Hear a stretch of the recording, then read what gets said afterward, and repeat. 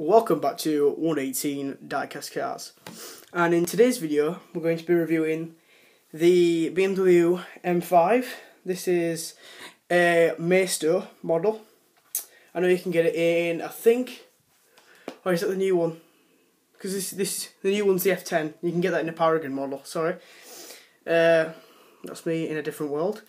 So today we're going to be reviewing this M5, which is the V10 version, not the V8 that they've replaced in the newer one.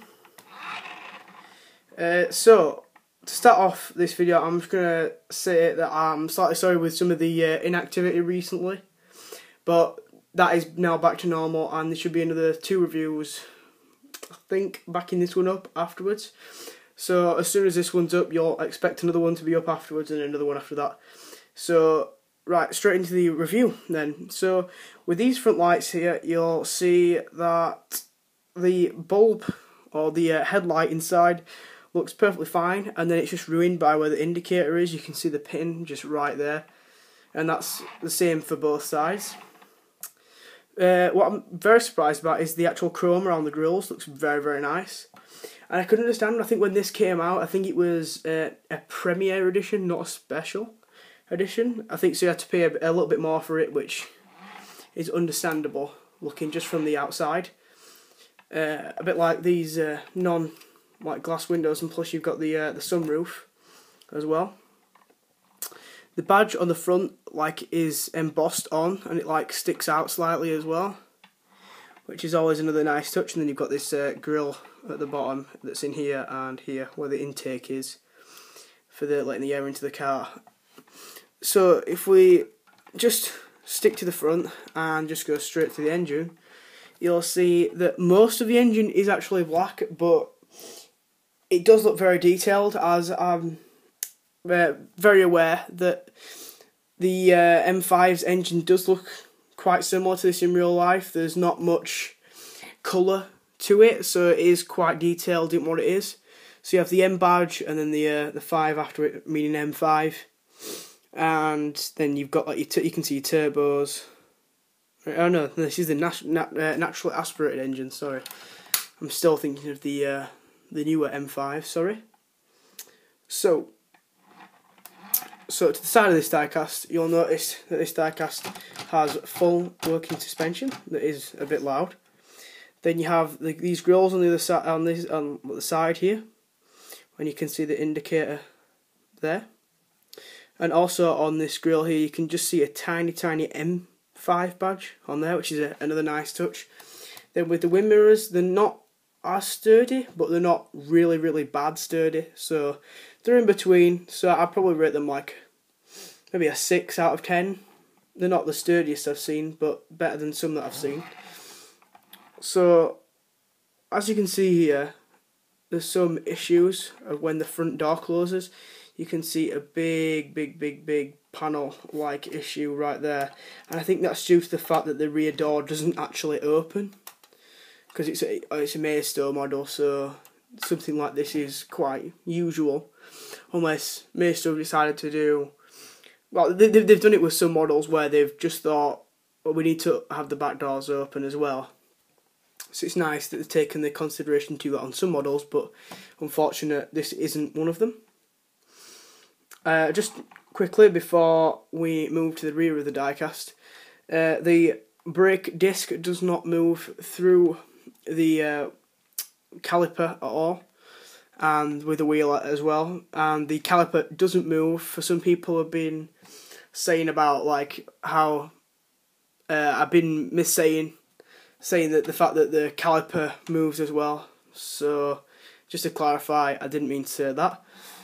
So then to the rear of it here, you'll notice there is 2 pegs now on the rear lights. One just here and the other one just here. And then you have the Denmark international plate on this, which looks very nice. That is, I believe, a sticker. Then you have another embossed BMW logo and a M5 logo there. So for the exhaust wise, very, very nice, but not how I would like them. if people have watched my reviews already, you'll know that I like them where they're black inside and chrome on the out, so it just gives them some depth. But still, Maisto have done a good job on this, and I like this this rear panelling that they've got very well. Well done. So into the boot. Not much space, and just one big plastic piece and felt, but like I say, it's just for show, and just nice that they've actually, you know, incorporated a boot into this diecast.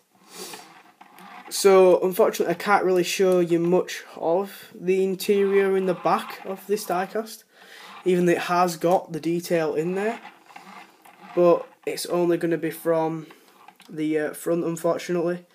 But still, the front does look very detailed.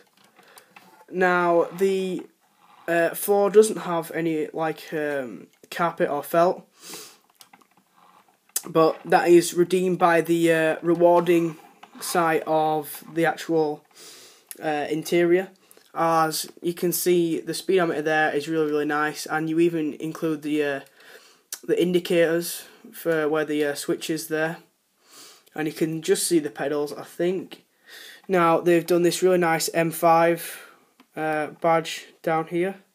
Just move my finger, just there, and that looks very nice as well. I think it would better from actually this side. You can see just a bit more. So then these, you can see the what is it, automatic gear change stick, and because I believe this is the automatic version, if I'm not to be corrected.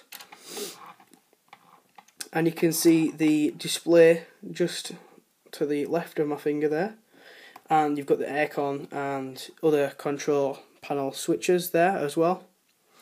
So I do like this diecast actually, and unfortunately it isn't actually mine, it's my dad's, and it is one of the nicer Maistos. I wouldn't say just the fact, because I don't know if any of you guys know, but I really like BMW. It's probably one of my favourite car makes,